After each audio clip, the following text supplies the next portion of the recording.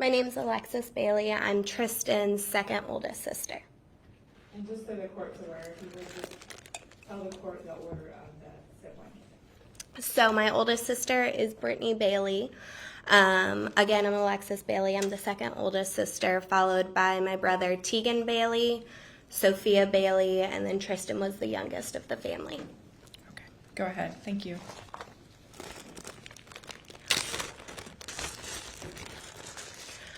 $114.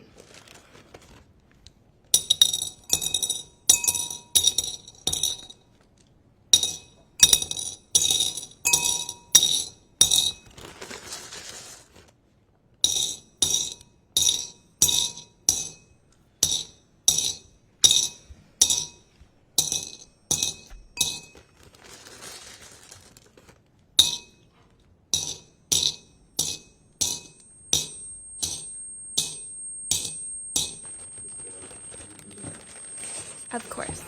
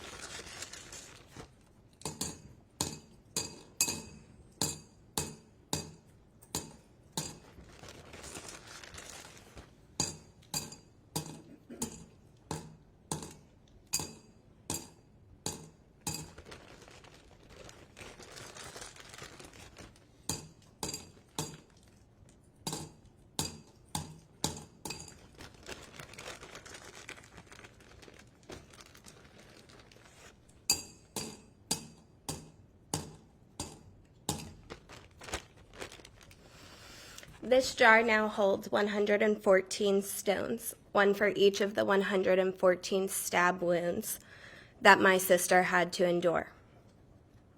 It was 1 hour and 42 minutes between when my sister was last seen and when Aiden Fucci was next seen, running out of the woods holding his shoes because his feet hurt. It's funny that such a simple statement can bring such anger. Aiden Fucci could show compassion for his sore feet, yet had nothing to leave for my beautiful sister. The number of questions I have for Aiden Fucci surrounding that night plague my mind. Did she see you coming at her with the knife? Or did you stab her while she wasn't paying attention? Did she scream out for help? Or was she paralyzed with agony? Did she cry for my mother? Did she beg you to stop? Did you hear her lungs gargling with blood?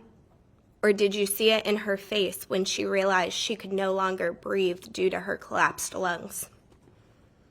What were her last words? Did you stay to watch her die? Or did you leave her there in agonizing pain as you ran away? How long did she suffer? Did you watch the life leave her eyes? Do you know the answer to any of these questions, or were you too caught up in the thrill of the kill?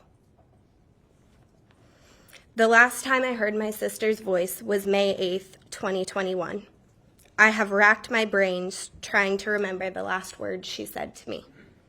Was it "I love you"? Was it goodbye? Or did we say nothing at all? What I do remember is her walking out that door. I have nightmares about that moment. In my dreams, I try to reach out and grab her, beg her to spend the night, anything to prevent what happened just hours later, yet every time the door closes before I can get to her. The memories of May 9th will forever be ingrained in my mind, body, and soul. To know I was awake and only 11 minutes away from my sister as she was being brutally murdered. Could I have saved her? I remember the vivid feelings of my body collapsing on the ground as the police informed us that they had found a body. Then, finding out hours later it was Tristyn's body, I remember becoming physically ill and having a detective grip my hair as my body uncontrollably expelled everything from my stomach between my sobs. The pain I felt in every nerve as I watched my dad lying on the floor, screaming in a way no human should ever be able to produce. Our family broke that day, and I don't recognize any of us anymore. I have watched my parents going from believing that they were good parents to believing they were failures. I have listened to my parents question, what did we do wrong? What kind of mother or father was I not to protect my child? I have watched them overanalyze every conversation, every action, trying to figure out what they could have done differently. I've watched my older sister, Brittany, become unrecognizable with anger. I've watched my brother, Tegan, emotionally shut down and avoid the family due to the pain being home causes. I've watched my younger sister, Sophia, completely lose her childhood and be cast into the role of being a parent and being the resident therapist for my mother. I've seen the changes in myself, the responsibilities and burden that I have had to undertake because of the actions of Aiden Fucci. I am the one who had the responsibility of speaking with the funeral home and forcing my parents to decide which urn to put what remained of Tristyn in. I was the one who had to pick her up from the funeral home and make that long drive home with her ashes.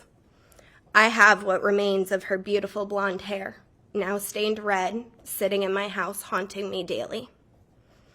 I have had to become the safe place for my parents and hold space for their feelings.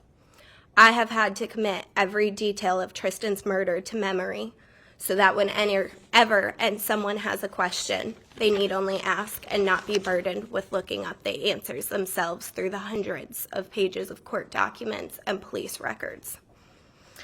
I bear the thoughts that one day the trauma we have all been through because of the actions of Aiden Fucci will cost the lives of my other family members.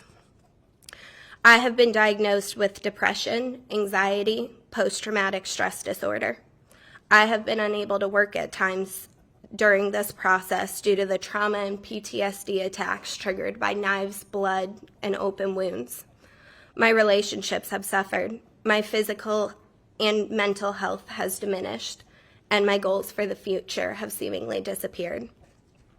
Aiden Fucci didn't just take Tristyn's life that day. He took everything from us. Our family, sense of security, laughs, health, and potential.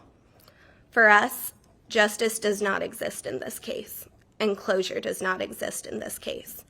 Peace, understanding, and forgiveness will never come. The duty of this court today is to determine and weigh all the factors in this case, to decide the just sentence for the crimes Aiden Fucci committed, with retribution and potential rehabilitation sadly being considered. The only justifiable sentence in this case is a full life sentence. Anything short of that would be an insult to not only our justice system and community, but to our family and Tristyn's legacy. Lastly, I would like to add my own stone to the 114 that I added for Tristyn. This white stone represents my trust in people, which died the day that Aiden Fucci chose to kill my sister. Thank you for your time. Thank you, Alexis. State would call Tegan Bailey. Your Honor, on Saturday, May 8th, 2021, I came home to spend time with family and to celebrate Mother's Day the following day. When I arrived home that afternoon, we quickly made plans to go to dinner. My dad, mom, Sophia, Tristyn, my niece, and I went to dinner. There wasn't a single sign that this would be our last night together, what I believe was Tristyn's last meal. Shy of my older sisters Brittany and Alexis being present, the dinner was perfect. My niece was playing with her food, trying to crawl under the table. We talked about when we lived in Singapore. My dad supplied ample comedy and smiles in a way that only siblings can. Tristyn and I silently made a pact and messed with Sophia during dinner, the way only siblings know how to do. It was perfectly imperfect. I would give anything to either stay at the table a few minutes longer or to have had Brittany and Alexis there as well. Following dinner, we visited Alexis and then went home. I went on a late walk with Sophia to reach my exercise goal for the day, which I talked with Tristan about when we got back. Finally, Sophia, Tristan, and I started to watch TV. I began to fall asleep on the couch until I finally excused myself to go to bed. Every single day, I can't help but wonder what would have happened had I slept on that couch instead, or if I had stayed up later. Tristan was a 13-year-old. She had a personality brighter than fireworks, and she was being a teenager. But had I slept on that couch that was within earshot of our front door, there's a possibility my little sister could still be alive today. I have lived with that question, that weight, and that guilt since I went to wake up Tristan on Mother's Day and found her room empty. The day we lost Tristan, I began running mentally and emotionally to try to cope and survive. Anytime I slow down, every detail of that day, this court process, and the memories of Tristan flood my mind and threaten to cripple me. So mentally, I put this all into a box and I run from it. I will run to school, to work, to friends, and at times I ran to alcohol. I was desperate for anything that would numb and convince me that this is not real life, rather a sick and cruel nightmare I can't seem to wake up from. This is real though. My baby sister, who always had a sassy reply ready and a heart filled with kindness, is gone. The depression, anxiety, and post-traumatic stress disorder is real. The weekly therapy sessions to learn how to cope and make it this far is real. The waves of anxiety I experience when I walk around Durban Crossing at night are real. Every time I see her use a knife, the intrusive thoughts of the damage that they can inflict is real. The nights where sleep is replaced with the heinous details of what Tristan suffered are real. The nights where I drank to black out and put myself in danger are real. The week-long depressive episodes where I break down and struggle to leave my bed are real. The classes I withdrew from because grieving and being a student was too much are real. The breakdowns that erupt from songs that remind me of Tristan are real. Even things as small as a red cardinal bird will bring my day to a stop. There's an old wives' tale that when you see a red cardinal, it is someone from heaven checking on you. I can only hope that each one is a sign from Tristan telling me she's still cheering me on. Yet they are each a painful reminder of what I have lost. They are each a reminder of how I failed Tristan. Despite countless reassurances, I continually weather by sleeping on that couch, being at home more, reaching out more, or a million other things if I may have been able to prevent her death. But no matter how much I may try to run, distract, or numb myself, this is my reality. Reality where Aqua and Teal fill me with pride, love, and pain.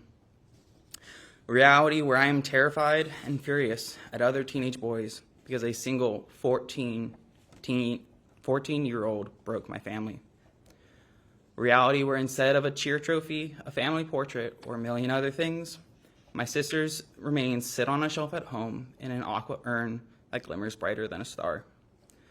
A reality that is so painful to live in, I continue to run and numb myself to it, trying to escape the pain and reminders of what I have lost. In the process of trying to numb myself and outrun this, I cause myself to lose even more. By not handling my grief head on, academically, I sacrificed a multitude of opportunities within my courses and with professors. Socially, I was alone. While I have an astounding support system where I live in Gainesville, Tristan's story and her spirit are not as well known there as they are in St. John's. Few are able to understand the hardship of losing a family member, much less losing them to a gruesome homicide. I felt that I became a burden and disconnected from a multitude of people that I once treasured. Despite the fact that these were the very people trying to support me, emotionally I shut down every time I was asked, "How are you doing?" As there are no words to convey the misery that was born from my grief and my sense of isolation. I would like to address Mr. Aiden Fucci. Today I want to take the time to address whatever humanity you still possess. Since learning of your existence and the agony inflicted upon my family, I have convinced myself you are something other than human. I refuse to use your name to believe that you are a regular person. To believe that you are human would be to accept that the darkness that has marked my family could come from ordinary people, something which causes me to lose all hope. So I convince myself you must be something less than human, and that people can still be good. But you are human. Between investigative evidence and individuals in the St. John's community, my family and I have learned more about your life than we ever cared to know. Part of this included learning that you have siblings and a younger sister at that. I'm sorry, I lost my place. I have 4 sisters, 2 older and 2 younger sisters, including Tristan. While you may have siblings, I don't believe you know what it means to be a brother. Having siblings is a job, a responsibility, and a privilege. Being a brother to sisters means being there to support them, to listen, to celebrate them, and to be there for them when they're in need, and so much more. You took one of my sisters away from me. I will not get to drive her to cheer, listen to her spill the tea, celebrate her achievements, or spoil her with trips to Starbucks for a double chocolate chip grande frappuccino. If I ever have children, none of them will ever get to meet their aunt. I will never get to brag to others about Tristan's determination and her persistence in pursuing her goals. Because when Tristan had a goal, she accomplished her goal. Because of your actions, I cannot fulfill my role as Tristan's big brother. While I am so fortunate to be blessed with 3 other amazing and unique sisters who inspire me and remind me of what life has to offer, you took away my baby sister. I want you to think of your own siblings, your own sister. Just as I have lost my sister, they have lost their brother. At the end of this, you will be in prison. They will not get to lean on you for support. You won't be able to celebrate with them or grow old with them. They have lost their brother. You have lost your siblings. You have failed as a brother. My siblings and I didn't just lose a sister. My parents lost a daughter. Tristan's friends lost a goofball who brought a smile by walking into the room. The cheer community lost a teammate who was an unwavering pillar of spirit and perseverance. The world lost a young woman who, after binge-watching Grey's Anatomy, became inspired to become a doctor. We lost the chance to see Tristan graduate high school. We lost the chance to see Tristan attend and graduate college. We lost the chance to see Tristan find love and have her own family. Not only do we have to grieve Tristan and her past, we have to grieve the person she did not have a chance to become and everything she never got to do or achieve. Since losing Tristan, I've heard through countless conversations what can happen to her murderer. This court is able to impose between a 40-year sentence up to a life sentence. Several weeks ago, we sat in this building as the court reviewed a motion to limit autopsy photos to be shown during the trial, a trial which we fortunately did not have to go through. Among several things that came out during that hearing, I recall that there were 6 wounds that had been considered fatal. However, even in shy of these 6 wounds that my sister suffered, no one would have been able to survive the cumulative 108 other wounds. My sister was stabbed 114 times. 49 of those wounds were defensive. While some may view these as simple facts of the case, these are the thoughts that will plague the mind of Tristan's community, friends, family, and myself for the rest of our lives. Tristan's fought for her life, and my mind has tormented me since, with all of the details of what she went through and what she must have felt. This is a burden we collectively have to carry for decades to come. In light of this, a life sentence for her murderer seems nearly merciful. His wrongdoings reaped not only the remainder of Tristan's life, but cursed the lives of countless others. Why should he be allowed to serve a single sentence while so many others must serve our own sentences because of their choices? If it were possible, I would plead the court to give a harsher sentence than life. But in the light of the current state of the law, I can only hope that he will be given the maximum sentence.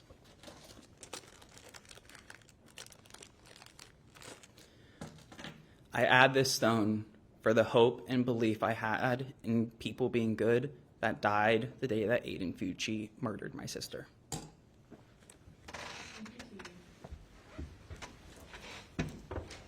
Your Honor, my name is Brittany Bailey Russell, and I am Tristyn's oldest sibling. When I was told we had the opportunity to write an impact statement, I immediately got to work. Writing comes natural to me, but I knew the importance the statement would hold, and I knew I needed more time than any piece I had written in the past. For months, I have attempted to put pen to paper to express the magnitude of this catastrophe we face every second of every day. Yet every time I'm met with complete writer's block. Not the kind of writer's block where you have nothing to say, but the kind of writer's block where you cannot find words impactful enough to describe the devastation this has caused on my family. Your Honor, I could stand up here today and tell you what little I can remember from May 9th, 2021, how I was on day 1 of my honeymoon with my husband and woke up to an alarming call from my sister Alexis saying, "Brace yourself. We can't find Tristan. We're about to post it on social media." I could express the sense of darkness and terror I felt just being over 1,900 miles away from my panic-struck family, feeling absolutely helpless that I could not search, comfort, or engage with my squad, as Tristan would put it. I could even go into great detail about the blood-curdling and excruciating screams that ejected from my dad's lungs, the bottom of his lungs, while my husband and I sat on the other end of that FaceTime call, crumbling to the MGM hotel room floor, sobbing our eyes out, praying to God the news of where Tristan wasn't our biggest fear.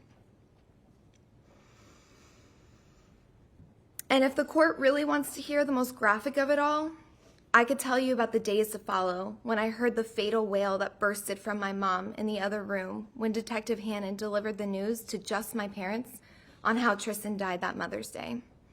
I wasn't even privy to the no at that point, but the crippling sound that my mom let out, I knew it was something unimaginable.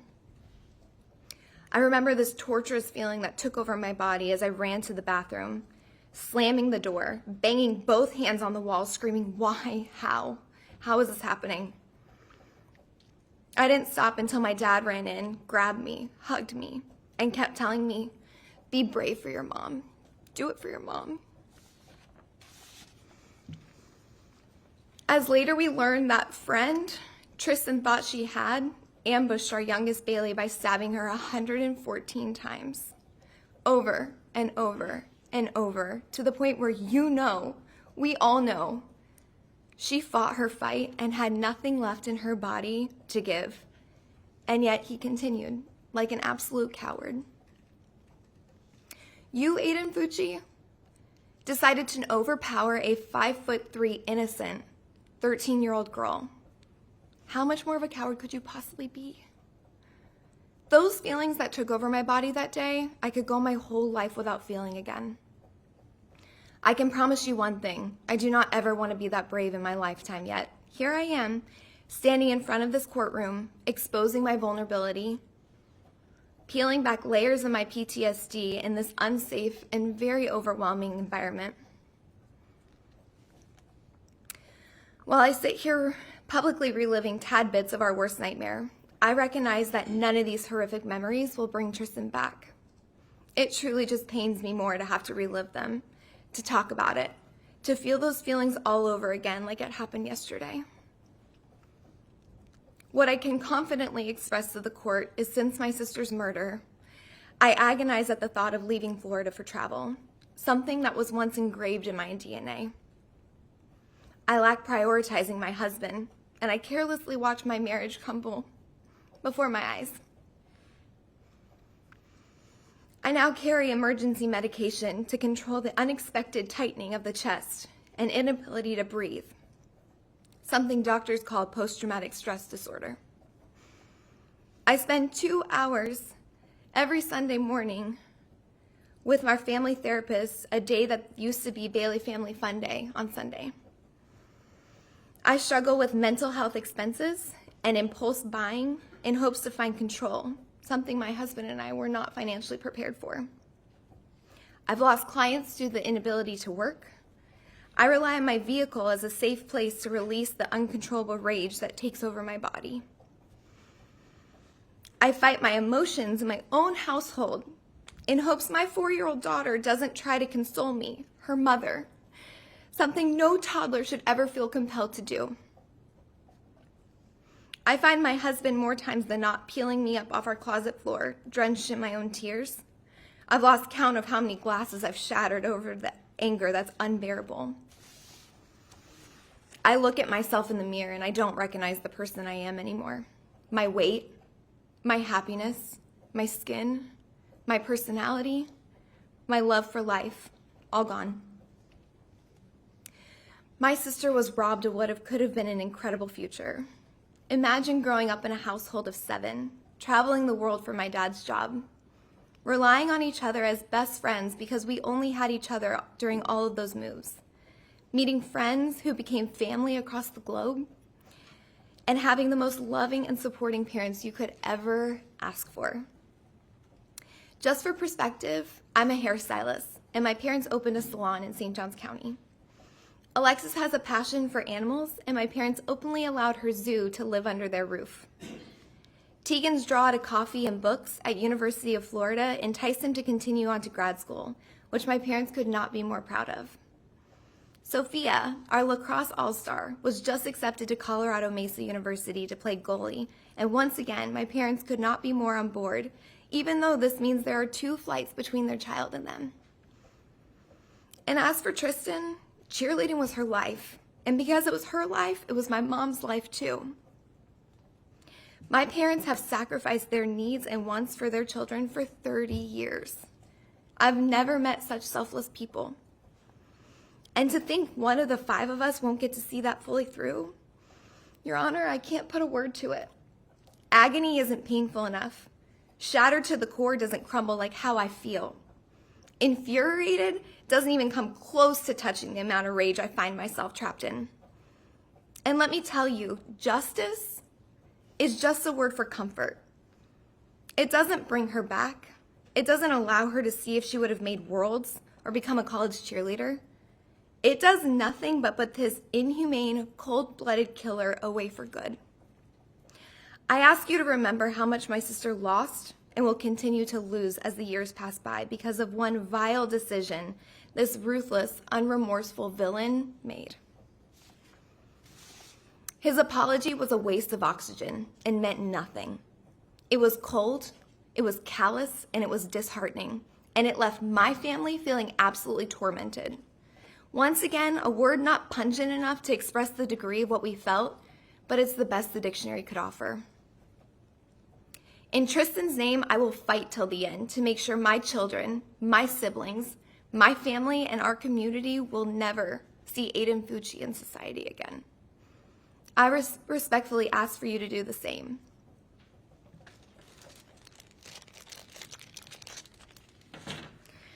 This white stone represents my loss in faith in our school systems to keep violent children away from the innocent. We are forever Tristan Bailey strong. Thank you.